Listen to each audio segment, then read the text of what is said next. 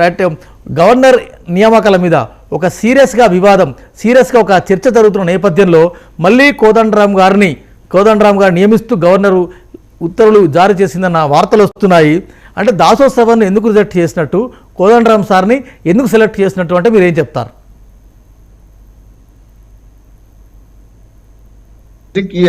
రాజకీయ రంగంలో ఉన్న వాళ్ళు రాజకీయ దుర్మార్గులు ఏం కాదు, అది అర్థం చేసుకోవాలి. ఒకటి, రాజకీయం అన్నిటికంటే పవిత్రమైన వ్యాసంగం పరంగా చెప్పాలంటే. నిజంగా స్వచ్ఛంద సంస్థ కంటే రాజకీయ పార్టీ అతిపెద్ద స్వచ్ఛంద సంస్థ. మీరు కాంగ్రెస్ పార్టీ పుట్టినరోజు చూడండి, మహాజాలు సమర్పించడానికి, ఆనాటి స్వాతంత్రోద్యమంలో మరి స్వాతంత్రం కావాలని కోరడానికి పుట్టిన పార్టీ అది. కనుక రాజకీయం అనేది పవిత్ర వ్యాసంగం. కానీ రాజకీయ రంగంలోని వాళ్ళని ఎందుకు నియమించాలని కోరుకున్నారంటే, అంటే సామాజిక సేవా కోటాలో గవర్నర్ నియామకం ఉండాలి. సామాజిక సేవా కోటాలో చాలా మంది ఉన్నారు కదా. ఇప్పుడు కోదండరామ్ గారిని గతంలో ఇప్పుడు ఆమోదించడానికి గతంలో ఆయన తిరస్కరించిన కారణం అంటే కేవలం రాజకీయ కారణమే. ఎందుకంటే తమిళసాయి గారు ఎట్లా వచ్చారు, ఎక్కడి నుంచి వచ్చారు? ఆమె బీజేపీ పార్టీ అధ్యక్షురాలుగా ఉండి నిజంగా గవర్నర్ నియామకాలకు కూడా చాలా మార్గదర్శకాలు ఉన్నాయి. అందులో మొట్టమొదటిది ఏంటంటే క్రియాశీల రాజకీయాలు కనీసం 4-5 ఏళ్ల దూరం ఉన్న వాళ్ళని నియమించవచ్చు. ఎందుకంటే చాలా ఉన్నాయి. అట్లా అని ఊరుకోలే కదా. నేను 1956లో ఆంధ్రప్రదేశ్ రాష్ట్రం ఏర్పాటులోనే అప్పటి ముఖ్యమంత్రిగా ఉన్న బూరూరు రామకృష్ణారావు గారిని ఒక గవర్నర్ గా పంపింది ఇదే ప్రభుత్వం, ఆ ఆనాటి కాంగ్రెస్ ప్రభుత్వం. చూసాం కదా.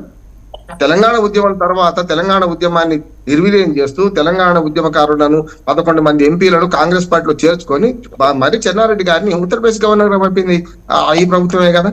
నేనేమంటున్నానంటే ఇలా కొత్త కాదు.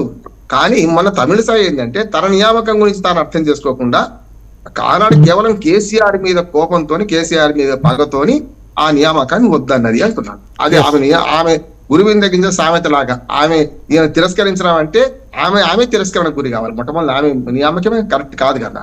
అందుకని వాళ్ళ రాజకీయ కారణాలతో వాళ్ళ కాంగ్రెస్ పార్టీ ప్రభుత్వంలో సఖ్యతగా ఉన్నారు తమిళసాయి గారు. పార్టీ పరంగా వేరు, పార్టీ పరంగా బీజేపీ ఏది ఆదేశిస్తే అది చేసుకుంటూ వచ్చారు ఇప్పటిదాకా. ఇప్పుడు నేనేమంటున్నానంటే ఇవాళ ప్రతి ప్రభుత్వంతో గొడవలు పెట్టుకుంటే లాభం లేదని మొదట్లో ఇంకా ఆదిలోనే హంసపాదు కాకుండా వారి నియామకం వారి కోసం పంపిందని ఆమోదించాలని తెలుస్తుంది. రేపటికి ఇంకా తెలుస్తుంది. నా ఉద్దేశం అంటే దాసోత్సవాన్ని కుర్ర సత్యనారాయణ 2 పేర్లను గత క్యాబినెట్ అంటే బీఆర్ఎస్ క్యాబినెట్ అప్పుడు తీర్మానించింది, పంపింది. వీరు రాజకీయ నేపథ్యం ఉంది అందుకే రిజెక్ట్ చేశారు. సరే మళ్ళీ వాళ్ళు వివరణ ఇస్తే సరిపోయేది, వివరణ ఇవ్వలేదు. సరే మళ్ళీ గవర్నమెంట్ వస్తుందని కూడా రాలేదు. కానీ మీరు దాసోత్సవాన్ని కేవలం పొలిటికల్ కారణంగా రిజెక్ట్ చేశారు కదా. వారు కూడా ఎడ్యుకేషన్ బ్యాక్గ్రౌండ్ ఉంది కదా, వారు కూడా సర్వీస్ కోటాలో ఉన్నారు కదా. అదే కోదండరామ్ గారు టీజేఎస్ తెలంగాణ జనసమితి అధ్యక్షులుగా ఇంకా ఈ క్షణం వరకు కూడా కొనసాగుతున్నారు కదా. హౌ కెన్ యూ సెలెక్ట్ అంటే మీకు రాజ్భవన్ సమాధానం ఏం చెప్తోంది? ఖచ్చితంగా తప్పే అంటున్నాను స్పష్టంగా. సమస్య లేదు. ఆనాడు వాళ్ళు ఇద్దరిని తిరస్కరించినప్పుడు ఈనాడు కూడా తిరస్కరించాలి. అంటే ఏంటి, వాళ్ళ ప్రభుత్వానికి అనుకూలంగా వ్యవహరిస్తున్నది. అంటే ఇంతకుముందు దాకా ఇప్పటిదాకా ఆమె కేవలం పాడి కౌశిక్ రెడ్డి గారి గురించి ఇవాళ కూడా మాట్లాడింది కదా. ఆమె గవర్నర్ గా వ్యవహరించలేరు. ఆమె గత 4 ఏళ్లలో గవర్నర్ గా వ్యవహరించిన సందర్భం తక్కువ అంటున్నాడు. ఒక పార్టీ అధ్యక్షురాలుగా వ్యవహరించారు అంటున్నాను. నేను టీఆర్ఎస్ పార్టీగా సంబంధం లేదు. కానీ నేనేమంటున్నానంటే ఈ 4 ఏళ్ళు ఆమె వ్యవహరించిన తీరు చూస్తే మొదట్లో కేసీఆర్ కి బీజేపీ అధిష్టాన వర్గానికి బాగున్న రోజు బాగానే ఉంది కొద్ది రోజులు. ఆ తర్వాత ఎప్పుడైతే వ్యతిరేకించో పాడి కౌశిక్ రెడ్డి గారి నుంచి ఇవాళ అవసరం ఏముంది ఆమె మాట్లాడడం? ఆయన ఆత్మహత్య చేసుకుంటా అన్నాడు, అది వేరు. అది ఎలక్షన్ కమిషన్ చూసుకోవాల్సిన పని, ఆమె పని కాదు కదా. అందుకని గవర్నర్ రామోహన్ గారు మీరు కూడా ఆ మధ్యలో ఈ చర్చలో ఈ కౌశిక్ రెడ్డిని కూడా బీఆర్ఎస్ ప్రభుత్వం గవర్నర్ గా నామినేట్ చేస్తూ క్యాబినెట్ అప్రూవల్ చేసి పంపింది. కౌశిక్ రెడ్డి నేను కూడా రిజెక్ట్ చేసింది, ఎందుకంటే పొలిటికల్ బ్యాక్గ్రౌండ్ అని. కానీ కౌశిక్ రెడ్డి సర్వీస్ కోటాలో ఉన్నారు, ఆయన ఒక క్రికెటర్, ఫాస్ట్ బౌలర్, ఇవన్నీ కూడా యాడ్ చేసి పంపించారు, ఆయన రిజెక్ట్ చేశారు. అంటే ఆమె చెప్పిన కారణమే తప్పు, ఆమె నియామకమే తప్పు అంటున్నాను నేను. ఆమె నియామకమే తప్పు చేసింది. గతంలో నేను చెప్పాను కదా, 100 ఉదాహరణలు ఇస్తాను. అట్లా అయింది. గవర్నర్లకు పంపిన రాజకీయ నాయకులు లిస్ట్ ఇస్తే 100 ఉదాహరణలు ఇస్తాను. అందుకని నేను ఏమంటున్నాను సార్, ఇప్పుడు కనీసం ఆ నిబంధనలు పాటించకుండా ఇప్పుడు ఆమె వచ్చి శుద్ధులు చెప్పి ఇప్పుడు అదే పని చేశారు కదా. కోదండరామ్ గారి మీద వ్యక్తిగతంగా నాకు చాలా గౌరవం ఉన్నది. కానీ కోదండరామ్ గారు ఈ కోటాలో తీసుకోవడం కూడా తప్పే అంటున్నాను. గతంలో చేసిన పని చూసాం కదా మనం. అందుకని ప్రభుత్వాలు మారితే వీళ్ళ విధానాలు మారుతుంటే కష్టం, కరెక్ట్ కాదు. ఇది కోదండరామ్ గారి నియామకం కూడా దానిలాగానే చూడాలి.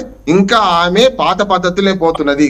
గత ప్రభుత్వంలో నియామకాల కోసం పంపిన వాటిని తిరస్కరిస్తూ చాలా బిల్లులను ఆపి ఇవాళ ఏదో ఈ కొత్త ప్రభుత్వం వచ్చింది కనుక కొంత సహకరిస్తుందేమో కానీ ఆమె నియామకం తప్పు. ఒక మాట నేను చెప్తాను, ఇవాళ మన జాతీయ ఓటర్ దినోత్సవం వెంకట గారు, మనందరం మనకు శుభాకాంక్షలు తెలియజేసుకోవాలి. రేపు మనకు రిపబ్లిక్ జరగబోతుంది. ఇవాళ మనకు ఎన్నికల కమిషన్ ఏర్పడిన రోజు 1950 25 జనవరి నాడు 11 ఏళ్లుగా 13 ఏళ్లుగా జరుపుతున్నాం. 14వ సంవత్సరం ఇది. మనందరం ఓటు వేద్దాం, ఓటు నిజాయితీగా వేద్దాం, మంచి వారికి ఓటు వేద్దామని నిర్ణయించుకోవాల్సిన అవసరం. ఓటు అందరూ వేద్దాం. Right sir. సేమ్ టైంలో ఇప్పుడు కాంగ్రెస్, బీజేపీ, బీఆర్ఎస్ ముగ్గురు ప్యానలిస్టులు ఉన్నారు. ఇవాళ రేపంచి కాదు, ఇవాళ ఆల్రెడీ బీఆర్ఎస్ వాళ్ళు స్టార్ట్ చేశారు. చూసారా, కాంగ్రెస్ బీజేపీ ఒకటే, రేవంత్ రెడ్డి బీజేపీకి దగ్గర అవుతున్నాడు, అందుకే మహేందర్ రెడ్డిని సెలెక్ట్ చేశారు, కోదండరామ్ సెలెక్ట్ చేశారు. ఇలాంటి కామెంట్స్ రావడం సహజం కదా. వస్తే కదా మోడీని కలిసి వచ్చిన తర్వాత ఇలాంటి పరిణామాలు జరుగుతున్నాయి. ఒక వెంకట గారు నేనే అంటున్నాను కదా, పౌరుడిగా ఇది తప్పు అంటున్నాను. గతంలో ఏదైతే ఏ పద్ధతిలో ఏ ప్రాతిపదిక రిజెక్ట్ చేశారో ఆ ప్రాతిపదిక ఉన్న వాళ్ళని ఎట్లా మీరు సెలెక్ట్ చేశారో అనుకుంటున్నాను. మీరు రిజెక్ట్ చేయాల్సిందేనండి. ఆమె మొదటి నుంచి పక్షపాతం వహిస్తున్నది, ఒక పార్టీ కొమ్ముగా వస్తున్నది, అది ఒక బీజేపీ పార్టీ అధ్యక్షురాలుగా వ్యవహరిస్తుంది. ఆమె ఖచ్చితంగా ఈ ఆరోపణ ఎదుర్కోవాల్సిందే ఆమె. రైట్. రజితా రెడ్డి గారు నమస్తే అండి. దాసో శ్రవణ్, కుర్ర సత్యనారాయణ, మీ ప్రభుత్వం ఉన్నప్పుడు 2 పేర్లు పంపారు, గవర్నర్ గారు రిజెక్ట్ చేశారు. ఇప్పుడు కోదండరామ్ సార్, అదేవిధంగా అమర్ అలీ ఖాన్ ఒక జర్నలిస్ట్, 2 పేర్లను నామినేట్ చేస్తూ ఉత్తర్వులు వచ్చాయి. ఎట్లా చూస్తారు మీరు? మీ పార్టీ ఏం చెబుతోంది? అదే గతంలో దాసో శ్రవణ్ గారు రాజకీయ నాయకుడు అని చెప్పేసి ఆయన ఫైల్ పక్కన పెట్టిన విషయం, గవర్నర్ గారు పక్కన పెట్టిన విషయం మనందరికీ తెలిసిందే. మరి కోదండరామ్ గారు ఏకంగా ఒక రాజకీయ పార్టీకి అధ్యక్షుడు కదండి, మరి ఆయనకి ఎట్లా ఇచ్చిందండి ఎమ్మెల్సీ మరి గవర్నర్ కోటాలో? మరి ఇది బహిరంగ ఫిక్సింగ్ అనుకోవచ్చు కదా, అంటారు కదండి. ఇప్పుడు దాసోజు శ్రవణ్ గారు కూడా ఒక ప్రొఫెసర్ గా పనిచేసి ఆ తర్వాత రాజకీయాల్లోకి వచ్చిండు. మరి ఆ రోజు ఆయన పనికిరాదన్నప్పుడు మరి ఈ రోజు కోదండరామ్ గారు ఎలా పనికి వచ్చారండి? మరి ఇది బీజేపీ కాంగ్రెస్ ఫిక్సింగ్ కాకపోతే ఇది ఏమంటారండి? ఇవన్నీ రాజకీయ కోణంలో చూస్తే గనక మరి వాళ్ళు ఏది చేస్తే అదే కరెక్ట్ అనే ధోరణిలో, ఏకపక్ష ధోరణిలో తీసుకుంటే ప్రజలు ఎలా? కానీ మీరు బీజేపీ ఫిక్స్ అంటున్నారు కదా, మీరు బీజేపీ ఫిక్స్ అయ్యారని వీళ్ళ ఖర్గే అన్నారు, రేవంత్ రెడ్డి అన్నారు. అదే తెలుస్తుంది కదండి, మాటలు వేరు చేతలు వేరు. ఇప్పుడు చేతలలో తెలుస్తుంది, ఇప్పుడు బహిరంగ ఫిక్సింగ్ ఎవరనేది ఇప్పుడు చేతలలో తెలుస్తుంది. ఆ రోజు మా ప్రభుత్వం ఏం చేసినా వ్యతిరేకించిన గవర్నర్ గారు మరి ఈ రోజు కాంగ్రెస్ పార్టీ ఏకపక్ష నిర్ణయాలను వెంటనే అమలు చేస్తున్నారంటే మరి ఇది ఎక్కడ ఫిక్సింగ్ అనేది తెలిసిపోతుంది కదండి. ఇవన్నీ కాదండి, ఇవాళ 420 హామీల గురించి మాట్లాడండి.